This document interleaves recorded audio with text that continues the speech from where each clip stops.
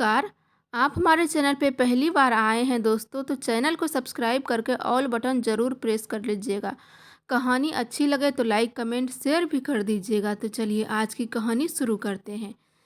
पिताजी ने मेरे लिए किया ही क्या है। पार्क में सैर करते हुए रमाकांत जी के कानों में अनायास ही बेटे द्वारा कहे गए शब्द गूंज रहे थे और दिमाग में केवल एक ही विचार, आखिर क्या कमी छोड़ दी हमने अपनी परवरिश में, अपने प्यार में, जो हमारे बेटे ने हमें मुंह से ये शब्द निकाले अपने मुंह से। एक ही पल में उसने बचपन की सारी मीठी यादों को उसने चकनाचूर कर दिया, जिन्हें याद करके हम आज तक खुश हुआ करते थे। अरे मैं तो गर्व कर रहा था अपने आप पर कि मैंने अपने बेटों को पढ़ा लिखा कर इस काबिल बनाया है कि वह आज इतनी बड़ी कंपनी में मैनेजर है। मुझे याद है उसके बचपन के आज भी वह दिन जब उसकी माँ उसके स्कूल जाने के लिए उसे तैयार करके रसोई घर में खाना बनाती थी और टिफ़िन पैक करती थी, और हमारा बेटा लेट ना हो जाए इसलिए मैं खुद उसको अपने हाथों से एक एक निवाला खिलाया करता था। कितना बहला फुसलाकर उसे हर तरह से बहकावे में लाकर खाना खिला दिया करता था, और जब वो खाना खा लेता था तब मैं अपनी जीत की खुशी में कितना मुस्कुराया करता था। कितना प्यार लुटाते थे हम अपने बेटे पर, लेकिन केवल एक वाक्य के साथ उसने एक ही पल में सब कुछ खत्म कर दिया। पार्क से घर तक के रास्ते में सारी बातें सोचते सोचते रमाकांत जी कब घर पहुंच गए उन्हें पता ही नहीं चला।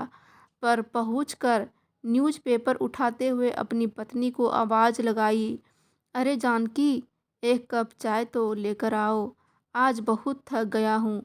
इतने में कुकर की सीटी बजी और उनकी आवाज़ वहीं दब गई। शायद जानकी ने सुना नहीं। यह सोचकर रमाकांत जी रसोई घर में गए तो देखा उनकी पत्नी जानकी जी अपने ही विचारों में गुम थी। अपनी पत्नी की उदासी का कारण जानते थे रमाकांत जी। उनकी चुप्पी तोड़ने के इरादे से बड़े ही उल्लास भरे स्वर में बोले, अरे जानकी जी, आज चाय देने का इरादा नहीं है क्या?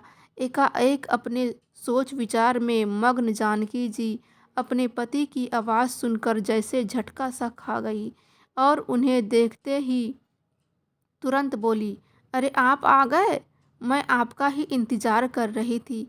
आज नाश्ता देरी से बना था और रोहित को जाने की जल्दी थी। आज उसकी कंपनी में चेयरमैन आ रहे हैं ना, इसलिए सुबह 7 बजे ही जाना था उसे। तो रोहित बिना टिफ़िन लिए ही घर से चला गया है। आप एक काम तो करिए, आप उसे उसके ऑफिस ही टिफ़िन देकर आइए, नहीं तो भूखा ही रह जाएगा हमारा बेटा। तब तक मैं आपके लिए चाय नाश्ता बनाकर रखती हूँ। रमाकांत जी ने न्यूज़पेपर वहीं रख दिया और कुछ ही देर में नहा धोकर तैयार हो गए। रोहित के लिए टिफ़िन उठाया और जल्दी से उसके टिफ़िन देने के लिए निकल गए। इधर जानकी जी ने राहत की सांस ली और सोचने लगी, अगर रोहित के पापा उसके लिए टिफ़िन लेकर जा रहे हैं तो उसका मतलब उन्होंने कल का वो झगड़ा सुना ही नहीं जो मेरे और रोहित के बीच में हुआ था। सुन लेते तो टिफ़िन देने जाने के लिए हरगिज़ तैयार ना होते। मैं तो बिना सिर पैर के ही चिंता कर रही थी। रोहित की तो हमेशा अपने पिताजी से एक ही शिकायत रहती है और हमेशा एक ही प्रश्न उसकी जुबान पर रहता है कि पिताजी ने किया ही क्या है मेरे लिए। एक शिक्षक बनके कौन सा पहाड़ तोड़ लिया उन्होंने। अपने बेटे की छोटी छोटी ख्वाहिशों को पूरी ना कर सके। मेरा मित्र सोहन कितनी ऐशो आराम भरी जिंदगी जी रहा है। क्या बड़ा आलीशान बंगला बनाकर दिया है उसके पिताजी ने उसे। और मेरा दूसरा मित्र विशाल, जिसके पिताजी बिजनेसमैन हैं, उसके पिता ने उसे बड़ी कार खरीद कर दी है। पिताजी की नौकरी में तो हम 2 कमरों के किराए के मकान में ही रह पाए, उनसे तो एक घर भी ना बनवा कर दिया गया। जानकी जी अपने पति के लिए बोल गई। कोई भी गलत बात बिल्कुल भी बर्दाश्त नहीं कर सकती थी। तुम अपने पिताजी पर इस तरह कैसे दोषारोपण कर सकते हो? तुम्हारी बहन की शादी का खर्च भी तो उन्होंने ही उठाया है। हालांकि तुमने नौकरी करनी शुरू कर दी थी। उन्होंने तुमसे एक पैसा तक नहीं लिया। अपनी मेहनत की कमाई से किया है उन्होंने सब। रोहित, तुम्हें ये भी मालूम है कि तुम्हारे पापा घर में बड़े हैं? 3 बहनों और 2 छोटे भाइयों की शादी का खर्च भी उन्होंने उठाया था। और और फिर गांव की ज़मीन के विवाद का झंझट भी तो तेरे पिताजी ही देख रहे हैं। लेकिन माँ, इस सब का हमें क्या फ़ायदा हुआ? उनके जिन भाई बहनों की आप बात कर रही हैं, उस सभी ने अपने और अपने बच्चों के लिए बड़े बड़े मकान बड़े कर लिए हैं, खड़े कर लिए हैं। उन्होंने कभी सोचा कि उसके जिस बड़े भाई ने उसके लिए इतने कष्ट उठाए, उसने एक छोटा सा मकान भी नहीं बनाया अपने बच्चों के लिए? क्या उसका फर्ज नहीं बनता था कि अपने बड़े भाई को भी एक मकान बनाकर दे दे? अपने पुत्र के मुंह से अपने पति के लिए ऐसी अपमानजनक बातें सुनकर जानकी जी की आंखें भर आई। सोचने लगी कि क्या बताऊं अपने द्वारा ही जन्म दिए गए बेटे को। आजकल के बच्चे क्या जानेंगे अपने पिता के उसूलों और कर्तव्यों के बारे में। अपनी आंखों से आंसू पोंछते हुए बोली, बेटा, मैं तो केवल इतना जानती हूँ कि तुम्हारे पापा ने जमीन जीवन भर अपना कर्तव्य निभाया, अपने भाई बहनों से कोई आशा नहीं रखी और ना ही उन्होंने कभी तुमसे कुछ मांगा है। इस पर रोहित बोला, ठीक है, पापा ने जो किया सो किया, लेकिन कम से कम जब हजारों बच्चों के ट्यूशन लेते थे तो उससे तो फीस ले सकते थे ना।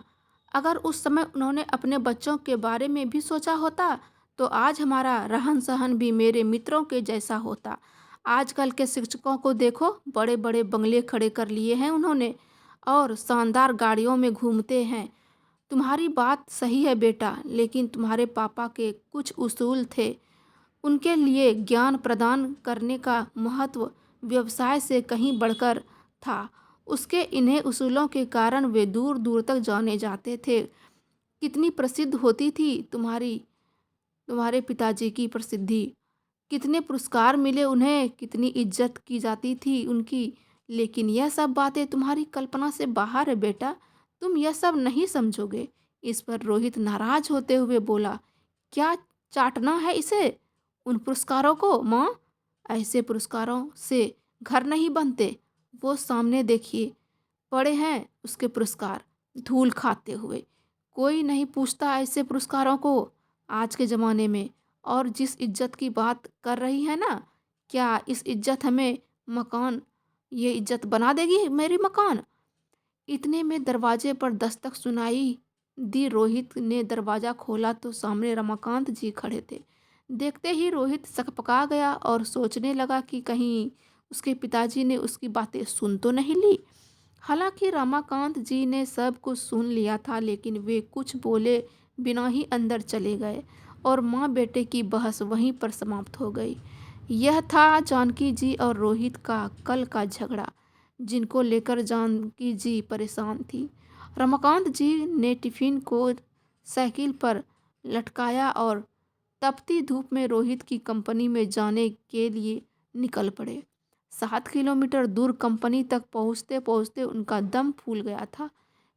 कंपनी के गेट पर सिक्योरिटी गार्ड ने उन्हें रोक दिया। तुम्हारे रोहित साहब का टिफिन देना है, अंदर जाऊं क्या? अभी नहीं, चेयरमैन साहब साहब आए हैं, गार्ड बोला। उसके साथ मीटिंग चल रही है, किसी भी क्षण वो मीटिंग खत्म कर आ सकते हैं। आप बाजू में ही रहिए। रमाकांत जी थोड़ी दूरी पर धूप में ही खड़े रहे। आसपास कहीं भी बैठने के लिए जगह नहीं थी। थोड़ी देर बोलते बोलते पूरा 1 घंटा बीत गया। खड़े खड़े पैरों में भी दर्द उठने लगे, इसलिए रमाकांत जी वहीं गर्मी से तपते हुए एक पत्थर पर बैठने लगे। तभी गेट की आवाज़ आई। शायद मीटिंग खत्म हो गई होगी। चेयरमैन साहब के पीछे पीछे कई अधिकारी और उनके साथ रोहित भी बाहर आया। उसने अपने पिताजी को वहां खड़े देखा तो मन ही मन कूटने लगा। सोचने लगा कि अगर टिफिन घर पर रह गया तो क्या जरूरत थी लेकर आने की। ऊपर से कुर्ता पजामा पहन कर आए हैं, कम से कम मेरी रेपुटेशन का तो ख्याल रखते वो। चेयरमैन साहब कार का दरवाज़ा खोलकर बैठने ही वाले थे तो उनकी नज़र रमाकांत जी की ओर गई। वे कार में बैठते बैठते रुक गए और रमाकांत जी को देखने लगे। वो सामने कौन खड़ा है? उन्होंने सिक्योरिटी गार्ड से पूछा। अपने रोहित सर के पिताजी हैं, उनके लिए खाने का टिफिन लेकर आए हैं। गार्ड ने कपकपाती आवाज़ में कहा। बुलवाइए उनको। यह देखकर रोहित सोचने लगा, हे भगवान, जो नहीं होना चाहिए था वही हो गया। मेरे पिताजी ने तो मेरी इज्जत की धज्जियां उड़ा कर रख दी। रोहित के तन से पसीने की धाराएं बहने लगीं। क्रोध और डर से उनका दिमाग सुन्न हुआ जा रहा था। गार्ड के आवाज़ देने पर रमाकांत जी पास आए। चेयरमैन साहब आगे बढ़े और उनके समीप गए। आप वर्मा सर हैं ना? डीएवी स्कूल के शिक्षक थे। जी हाँ, लेकिन आप कैसे पहचानते हैं मुझे? हम पहले तो कभी नहीं मिले। कुछ समझने के पहले ही चेयरमैन साहब ने रमाकांत जी के चरण छुए। सभी अधिकारी और रोहित को दृश्य देखकर अचंभित रह गए। सर, मैं रमेश गुप्ता, आपका वही नालायक विद्यार्थी जो आपकी शिक्षा के सहारे लायक बन सका। याद है आपको? आप मुझे घर पर पढ़ाने आते थे। हाँ हाँ, याद आया। बाप रे, बहुत बड़े व्यक्ति बन गए हो आप तो। चेयरमैन हंस दिए। फिर बोले, सर आप यहाँ धूप में क्या कर रहे हैं? आइए अंदर चलते हैं। बहुत बातें करनी है आपसे। सिक्योरिटी, तुमने इन्हें अंदर क्यों नहीं बिठाया? गार्ड ने शर्म से सिर नीचे झुका लिया।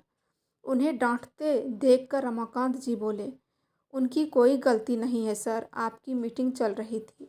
आपको तकलीफ ना हो इसलिए मैं ही बाहर रुक गया। कृपया आप मुझे सर कहकर शर्मिंदा ना करें।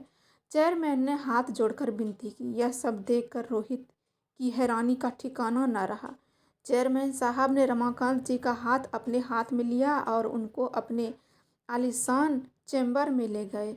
बैठिए सर। चेयरमैन सर ने अपनी कुर्सी रमाकांत जी की तरफ बढ़ाते हुए कहा। नहीं नहीं, वो कुर्सी आपकी है, रमाकांत जी ने सकपकाते हुए कहा।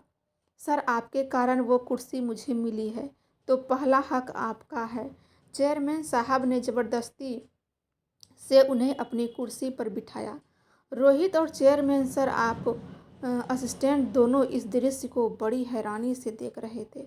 तुम लोगों को मालूम नहीं होगा, वर्मा सर नहीं होते तो आज ये कंपनी नहीं होती और मैं मेरे पिताजी की अनाज की दुकान संभालता रहता।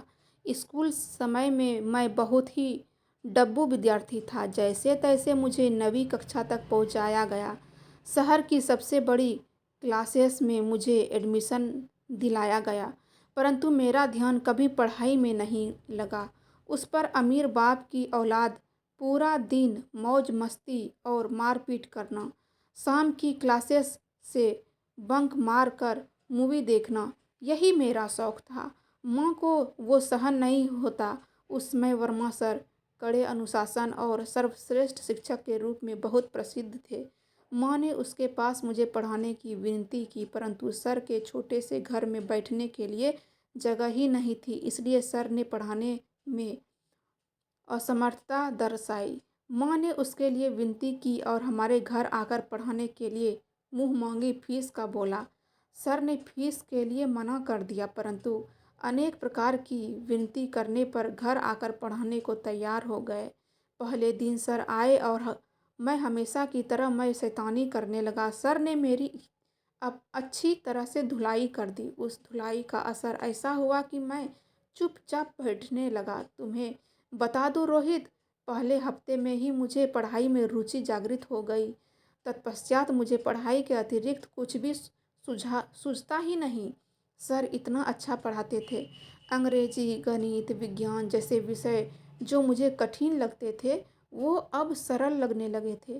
फिर तो मुझे पढ़ाई से प्यार होने लगा। सर कभी आते ही नहीं थे तो मैं परेशान हो जाता था। 9वीं कक्षा में मैं दूसरे नंबर पर आया। माँ पिताजी को खूब खुशी हुई। मैं तो जैसे हवा में उड़ने लगा। 10वीं में मैंने सारी क्लासेस छोड़ दी और सिर्फ वर्मा सर से ही पढ़ने लगा था और 10वीं में मेरिट में आकर मैंने सबको चौंका दिया था। माय गुडनेस, पर सर फिर भी अपने सर को फीस नहीं दी। चेयरमैन ने असिस्टेंट ने आश्चर्य से पूछा। मेरे माँ पिताजी के साथ मैं सर के घर पेड़े लेकर गया और पिताजी ने सर को 1 लाख रुपये का चेक दिया। सर ने वो नहीं लिया। उस समय सर क्या बोले वो मुझे आज भी याद है।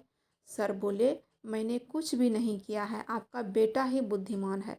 मैंने सिर्फ उसे रास्ता बताया और मैं ज्ञान नहीं बेचता, मैं वो दान देता हूँ। बाद में मैं सर के मार्गदर्शन में ही 12वीं में पुनः मेरिट में आया। बाद में बीई करने के बाद अमेरिका जाकर एमएस किया और अपने शहर में ही ये कंपनी शुरू की। एक पत्थर को तराश कर सर ने ही हीरा बना दिया और मैं ही नहीं, सर ने ऐसे असंख्य हीरे बनाए हैं।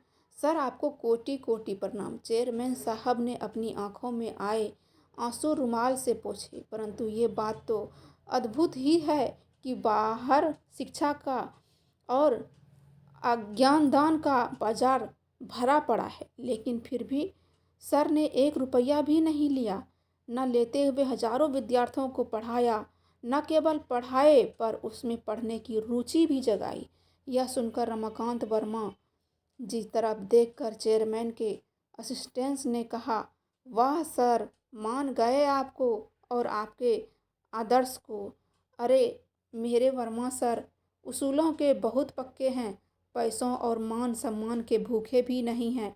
विद्यार्थी का भला हो, यही एकमात्र उद्देश्य था। चेयरमैन बोले, और ऐसे ही थे मेरे पिताजी भी, उसूलों के एकदम पक्के। एक समय भूखे रह लेंगे पर अनाज में मिलावट करके बेचेंगे नहीं, ये उनके तत्व थे। जिंदगी भर उसका पालन किया, ईमानदारी से व्यापार किया, उसका फायदा आज मेरे भाइयों को हो रहा है।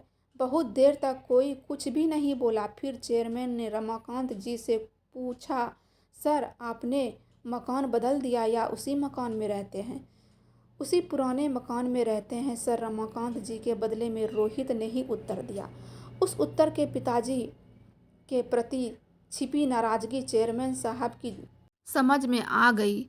आपने जो एहसान मुझ पर किए थे उसका बदला मैं तो कभी चुका ही नहीं पाऊंगा, लेकिन फिर भी आज मैं आपको गुरु दक्षिणा देना चाहता हूँ। प्लीज़ ना मत करिएगा। इसी शहर में मैंने कुछ फ्लैट्स ले रखे हैं, उसमें का एक 3 BHK का मकान आपके नाम कर रखा हूँ।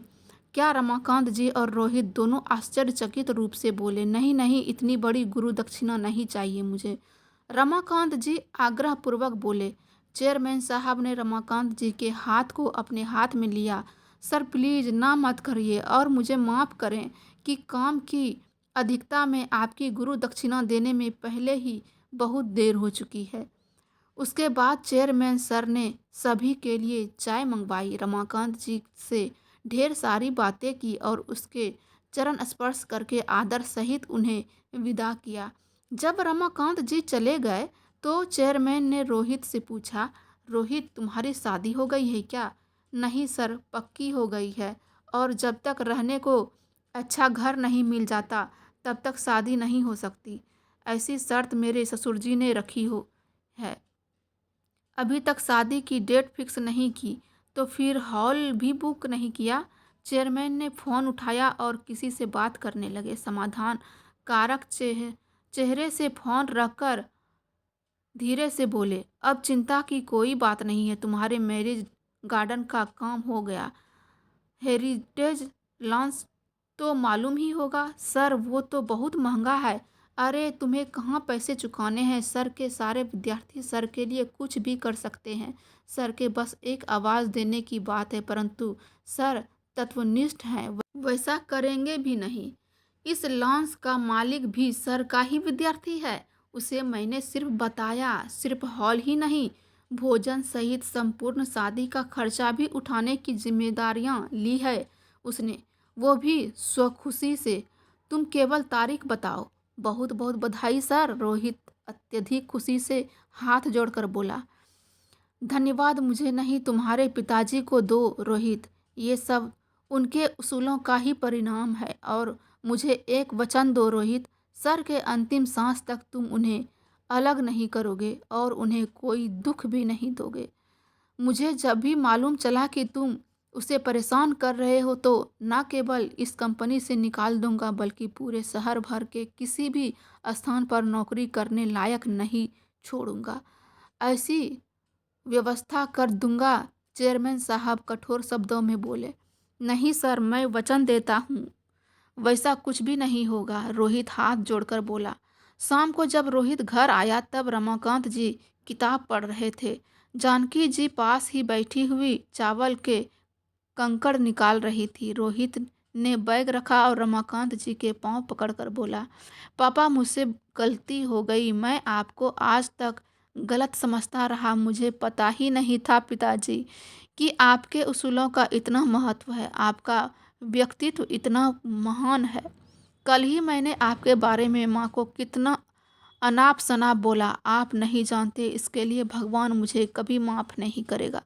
मुझे मालूम है बेटा, मैंने दरवाजे के बाहर खड़े हुए सब कुछ सुन लिया था, फिर भी आप मुझे टिफिन देने आए। रोहित की आंखें आंसुओं से डबडबा गई। कुछ कहने के लिए उसे शब्द ही नहीं मिल रहे थे। रमाकांत जी ने उसे उठाकर उससे अपने सीने से लगा लिया। आज रोहित को अचानक क्या हुआ है कि जानकी जी को समझ में नहीं आ रहा था, परंतु कुछ अच्छा घटित हुआ है, इसलिए पिता पुत्र में प्यार उमड़ रहा है। ये देखकर उनके नयनों से कुछ बूंदे गाल पर आंसुओं की लुढ़क आई। दोस्तों, ये थी पिता पुत्र की प्रेरणादायक स्टोरी। आपको उम्मीद करते हैं बहुत अच्छी लगी होगी। लाइक कमेंट करके ज़रूर बताइएगा। नमस्कार।